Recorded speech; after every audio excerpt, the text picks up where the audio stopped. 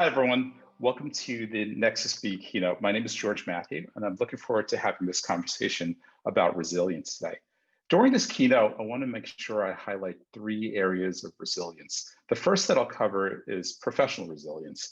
The second is what I think of as existential resilience. And the third is community resilience. In that regard, I want to tell you three stories of what I've experienced in my own personal life in terms of resilience and how we can actually learn from some of the things that we've seen in our own lives. In this particular regard, I'll start with professional resilience. About, I'd say 14 years ago, I was at Salesforce.com, and originally a little bit longer than that, 16 years ago, I started there, and I was actually one of the first employees. And in that regard, it was a very compelling environment to see like this incredible growth that was occurring within the company. There was opportunities that abounded everywhere. And we were just in that sort of high level of growth where you almost had a different thing to do every year. As I mentioned, I joined about 16 years ago, and I was there about 3 years, and every single year you had a different job. Back in 2005, I had a pretty extraordinary job to be what's known as the first technical account manager for Salesforce. And in that regard, my role was to go implement what would be called the first financial services wealth management system for Merrill Lynch using Salesforce.com. The objective was to take 100 financial advisors, grow them to 500 financial advisors, eventually to 2,000, and then 10,000. And in that regard, my responsibility was to drive that forward for both Salesforce and Merrill Lynch. During that time, it was a very early period in what we now know as cloud computing. And we were going through a lot of the growing pains and struggles of any company, particularly in the technology space, that would have these growing pains that would occur as you're going through this sort of high velocity amount of growth. And we ran into issues. We ran into issues with how the software wasn't stable. The systems were actually going down. And in a way, we started to realize that we weren't going to be able to meet the commitments of our customer, being Merrill Lynch. I was right in the middle of that because, of course, being the lead technical account manager, this was a challenge for both the organization as well as for myself personally. What I went through at that period was something that was of tremendous, call it personal, challenge for me, because what I realized was that I was in a position that there would never be, call it a successful outcome for the customer or frankly for myself. And in fact, we were in a period of time where we had to reset our customer expectations in a way where the customer had to, had their contract renegotiated. We had to rethink how we were able to deliver this capability to the customer at that time. And one of the outcomes of that was, they needed a fall guy. They needed someone, to be able to blame on the challenges that the customer was facing, particularly with, being at Salesforce at that time and being an early company that was going to try to scale that service out to, as much as I had mentioned, 10,000 users. In that regard, it was a difficult moment for me personally, because during that time I was, as I went through that experience, trying to figure out how to make it work for our customer and make it work for the company, I was actually the one who became the fall guy. And in that regard, the CEO of Salesforce at that time, had to put that upon someone to take the personal responsibility for the challenges that we had. And I became, the fall guy in that regard. And it was a very jarring moment for me personally, right? When you think about, someone who has had a very good, set of career opportunities to that date, kind of being, at the position I was in, about 15 years ago. And, folks would consider me one of the up and coming leaders inside of Salesforce at that time. And to go from there to being fired by the CEO. A bunch of folks that were friends of mine at Salesforce at that moment literally described it as, it was almost like Icarus flew too close to the sun, his wings melted, he fell into the deep end of the ocean and drowned. These are very challenging moments in anyone's personal career, something that I sort of witnessed in my own as I mentioned this example. And what I learned through that experience is that sometimes, the circumstances are beyond your control. Like, and what do you do about that in this situation where you would think that there is this network that can support you, but sometimes there isn't, because you were in a circumstance where that wasn't quite there perhaps earlier in your career. One of the recommendations I have when it comes to this notion of personal resilience is you have to be able to understand how to build safety nets. You have to be able to understand how to create opportunities where you're more, call it anti-fragile, right? You have this, your career is anti-fragile, because at that time, everything that I had in that portion of my career and that part of my growth was really tied to Salesforce and kind of being one of the star performers at Salesforce. What I usually recommend, particularly as people are going through that middle portion of their career, is to continue to build networks out, continue to build networks beyond the places that you're currently working, mainly because it is important to have that anti-fragility, particularly when it comes to professional resilience.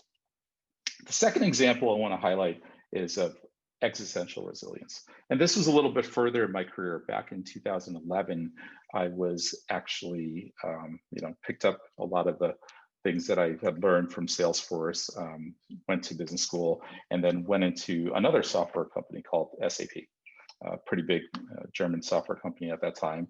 And we were in a number of a series of moving changes within the industry that resulted in SAP acquiring the largest analytics company in the world at that time, Business Objects. In fact, it was the largest acquisition that was ever made of a software company with, of course, another larger software company to that date. It was a $6.4 billion acquisition. Part of that acquisition was to be able to bring all those entities together in a way that you can drive more opportunity, more revenue in the market. As we rolled forward from that acquisition, which had happened in 2008, we started to build that momentum. I moved into a number of varying responsibilities of higher role and responsibility within the organization that I was serving within the Business Objects business unit, and eventually became the general manager of the Business Objects division. And in 2011, we were in a place where we were launching the BI4 product into market. And in that regard, as we were going to launch this product into market, we were in a place with this launch in Tokyo, where in the middle of this launch, we had a very successful media opportunity to present everything that we were doing. And then a number of my team members stayed another day, including myself, to be able to train the Japanese sales force. We were effectively on the top of the 30th floor of the Senkai building in Otemachi in Tokyo. And this was a very particular building in that regard, because as standard sort of block-shaped skyscrapers go, this one was unique because it actually converged into a fulcrum. And this fulcrum was actually resting on a ball. And I kind of noted how this was a unique architecture.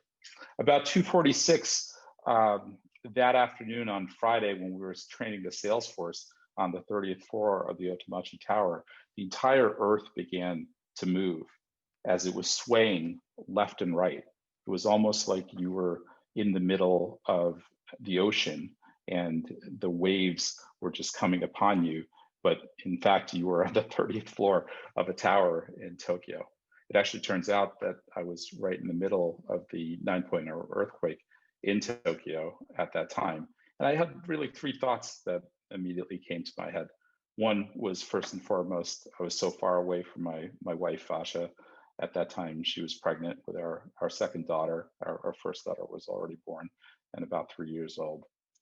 The second thing I thought about was that, I hope I lived a good life. I hope that I did the right things, and I did the right things even if I wasn't able to be as close to my family at that moment, where I wasn't sure what was going to happen in the next 90 seconds. And the third was really, I hope that structural engineer got his math or her math correct, because that building was sitting on a fulcrum and resting on a ball that if they did not get that math right, there would be no chance of survival.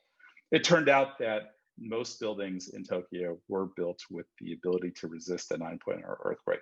If that would have happened to anywhere in the world, even in the city that I live nearest by, San Francisco these days, every single building would have been absolutely demolished. But in this case, being in Tokyo, we were all safe. At that present moment, when I was looking out into this sort of abyss, not knowing what was going to happen, my coworker was right next to me, and he started to chant his last rites in Sanskrit. In fact, he's also happens to be from India. He chants his last rites in Sanskrit, and I had to look him in the eye, and I said, as best as I could, I want you to know that we both lived a good life, right? That we did the right things that we could along the way. Along that journey, when we realized we were fine for that moment, there were other perils that came subsequent to that specific situation, with being on top of the 30th floor of the Senkai building in Otemachi. The second day, as we know that we were out of at least that initial peril, was when the Fukushima reactor started to overload with the tsunami that had hit. And of course, we're now 100 miles north of Fukushima, basically separated by the Tokyo Bay. It turns out that in that moment, we actually didn't know much about what was going on, and we couldn't really understand what was being said on Japanese TV. I happened to have taken 3 years of Japanese in high school, but it was not good enough to really track what was being said on TV at that time. I went ahead and continued to figure out what was the best way to get our team and the people that were part of SAP at that time through this sort of situation. And sometimes in these moments of crisis, what you have to be able to, and some of the folks in the crisis management panel might have covered this, is you have to be able to figure out ways to lead and work through these challenging situations. In this particular example, back in 2011, what I had to do was just figure out what was the possibility of a specific meltdown occurring, and how much danger were we in as a set of team members being in Tokyo at that time. At that time, we didn't know anything, right? We didn't have any details. So it turned out that I had a lifeline. My wife's father, my father-in-law, had spent a good part of his 25 years building nuclear reactors through most of North America. And so, of course, who was the first person that I could call on that lifeline, that evening when I was in Tokyo, and it was, of course, morning back in the United States, to ask, hey, what do we do in this situation? So I called my father-in-law and called Dad up and said, hey, Dad, so just want to let you know I'm okay, I'm safe. We're in Tokyo, but the Fukushima reactor is starting to melt down. How much danger are we in? And he immediately launches into, well, that reactor was built before 1980. However, it's got these various safety protocols in place. And it turns out that I would not, and he says in his words, I would not recommend that you should be anywhere near 15 miles of that reactor. But other than that, if you're outside of that 15 mile reactor radius, the radiation that you're going to receive flying back over the North Pole back to the United States is probably as much as you would see in Tokyo Bay. And that information itself, that data that you have, enabled all of us to make the right decisions. We could actually understand that we were not always safe, but we can actually go figure out that we were able to now use that data to help everyone who needed to get on planes to leave the country at that time, leave. Everyone who was part of SAP in Japan at that moment to be able to find their family, be able to find their their extended family and friends, as well as their colleagues within SAP Japan. And in that period, having data really helped us get through that specific crisis. So in that regard, like even in the moment of existential crises, there is a way to work through resilience, right? There's a way to think through how to be able to take these very challenging moments and be able to still figure out ways to lead, particularly when you have data available with you. This last comment around resilience is what I think we should really be thinking about as we push forward as a community. And that's my view of what we are as Carolyn Christians. If we look at the narrative of our parents in that regard, they built a tremendous amount of resilience as they came into this country. For all intents and purposes, they were strangers in a strange land. Our parents came with this mode of survival that, in a country where they were effectively trying to build a foundation that was necessary to just have the basic securities that were available to them at that time: a home, a family, money, food on the table. And so in their lives, the level of what we think of as Maslow's hierarchies were actually pretty low, right? They had such important things to consider as we are their kids, grew into the generation that we've grown into. But our situation is very different. If we think about ourselves at this moment, the needs of what we have and the challenges that we have are actually on a much higher order in a lot of ways than what our parents had to work through, particularly as they came into the United States. And so as we think about ourselves and this community, I really look beyond just the challenges of, say, for instance, the last generation. Say, what are the responsibilities of this community? Sometimes we tend to be a little bit more insular and more focused on ourselves. We tend to be, thinking about what's happening in our own personal families and just what's happening in our careers, and not really think about the societal impact that we can have as a community.